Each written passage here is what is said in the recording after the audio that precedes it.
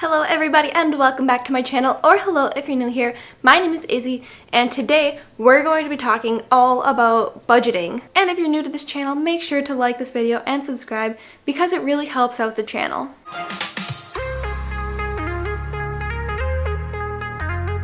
So budgeting is something that is super important. It's been something I've been talking about for a while here on my channel. It's been a big New Year's resolution of mine.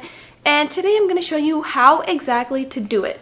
Because there's many different ways, and I'm not telling you this is exactly the right way that you have to do in order to budget right. And this is something called the 50-30-20 rule, and I'll explain what all of that means in a minute, how to do it, give you real life examples, and just go over everything in greater detail. So like I said, there are so many different kind of ways to budget, and this might not be the perfect way for you.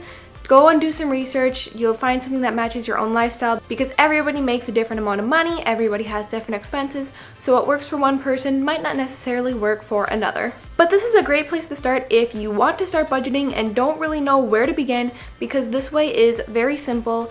Anybody can do it. All you gotta do is take out your notebook or your phone, write your stuff down, keep track of everything, and it's just very simple. But this is a very popular way of budgeting, so let's break down what exactly it means. So we got 50, 30, and 20, and each number represents a different percentage of your income that you spend on certain things. So 50 stands for 50%, which stands for your needs. So these are your monthly expenses like your housing, your car, your insurance, your phone bill, your groceries. All of those kind of things would fall into this 50% category. Next up is the 30%, which is going towards your wants. So this would be things like an upcoming trip that you're saving for, eating out, buying furniture, any of your hobbies, anything like that that's not a necessity.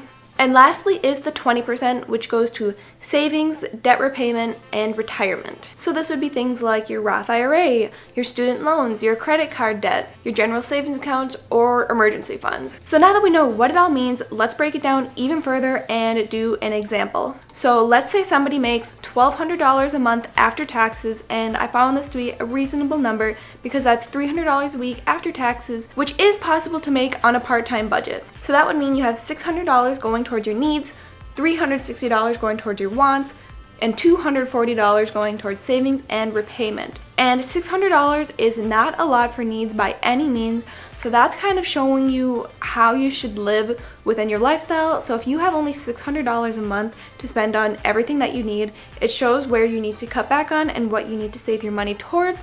So I would recommend this person lives with a roommate, just pays for one room, so they're not paying $900 for, say, a small house, but you can rent a bedroom for $300-400. Or even if you're living at home, you can put that money towards what you really need, and that would be savings. And so like I said, this can be adjusted towards anybody. I personally put a little bit more of the 30% of my wants towards the 20% in my savings, because based on what I'm making, I don't need to spend that much money on myself every month. So say somebody has this part-time budget and they're living at home, they should be putting all that money that they would be spending on housing into their savings. So let's break it down with another example with maybe somebody who has a full-time job but's not making that much money with $30,000 a year. And that comes out to be $2,500 a month. So they would be spending $1,250 on needs, $750 on wants, and $500 on savings and repayment. And this gives this person a lot more breathing room when it comes to expenses, so they can maybe afford to move out, get a place, rent from somebody, have a roommate, something like that, where they're not living with their parents anymore if they don't want to, but they can see in their budget that they can afford to do this. And like I mentioned before, I think 30% is a little high for wants. $750 a month is a lot, and I would personally put more of that towards my savings or even towards my housing if I needed it. So once you actually do spend all of your wants, don't force yourself to spend more, obviously. Put that money towards something that it's actually going to be useful for.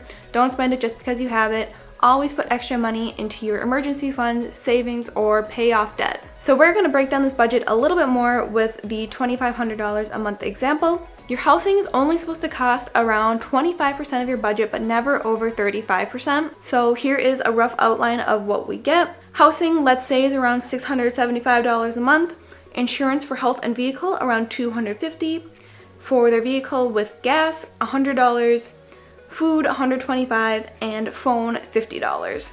And remember that we're not counting any debt or loans in this category. That goes towards your 20% area. And I would also put stuff like eating out in the wants category. You can save so much money by buying groceries at the grocery store instead of eating out. So putting eating out in a wants instead of a needs is definitely going to save you a lot of money. And then you can use that money towards better stuff. So that is the overall breakdown of the 50, 30, and 20 rule with a couple different examples from a lower budget and a higher budget. So I encourage all of you, especially if you're brand new to budgeting and don't know where to start, to get out a piece of paper, to get out a phone, get out a calculator, and calculate how much you make per month and how much you should be spending in each category. What you're gonna do is write down all of your expenses, so just start at the top. Housing, insurance, food, gas, all that stuff. Just make a big list of all your expenses, write down how much they cost, and then write down how much everything should be costing with the 50, 30, 20 rule.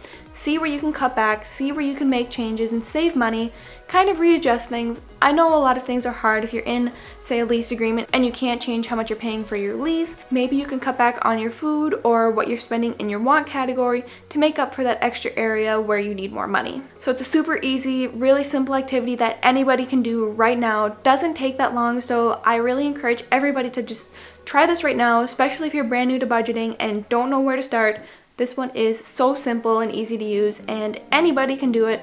So get out a piece of paper, do this right now, and see where your money's going to and what you can cut back on and where you should be spending your money. So that is the end of this video, just a quick overall intro to budgeting. I'll have more videos in depth about budgeting in the future and making and writing your own budget, but this one is just one of the most simplest ones that I find really easy to use, highly recommend for beginners, and anybody can do right at this moment. So that is it for this video, and if you have any questions about anything, please feel free to leave them in the comments section. I always try to reply to comments the best I can, so I will definitely get back to you there.